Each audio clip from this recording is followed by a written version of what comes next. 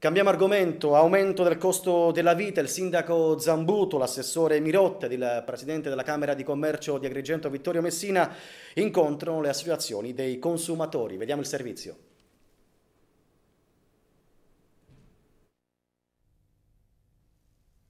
Oggi il 21% dell'IVA ha un grosso... È stato sottoscritto questa mattina a Palazzo dei Giganti un protocollo d'intesa tra tutte le associazioni dei consumatori e l'amministrazione comunale di Agrigento con l'obiettivo di fronteggiare l'incessante aumento del costo della vita.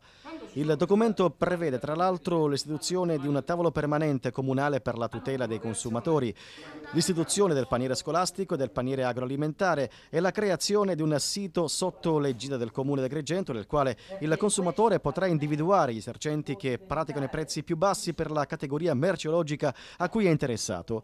Ed ancora vi sarà anche il paniere turistico del piano regolatore generale del commercio.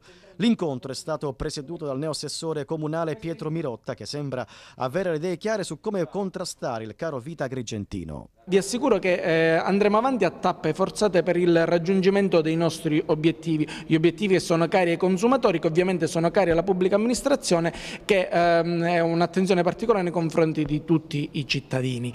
A tal fine voglio già preannunciare che di concerto con l'assessore Renato Bruno alla pubblica istruzione abbiamo convocato un altro tavolo con le cartolibrerie sul paniere scolastico. Ci rendiamo perfettamente conto che probabilmente siamo un po' in ritardo su questo tema, ma cercheremo di individuare delle linee guida e quindi un paniere, un corredo minimo ed indispensabile di strumenti e di attrezzatura per la scuola a un prezzo modico, concordato e calmierato per tutta la durata dell'anno scolastico. Soddisfatti della riunione e della firma del protocollo d'intesa si dichiarano i rappresentanti dell'Associazione dei Consumatori, i quali hanno anche dato vita al cartello provinciale dell'Associazione dei Consumatori, che grazie alla disponibilità del presidente Vittorio Messina avrà sede ed ufficio all'interno della Camera di Commercio di Agrigento.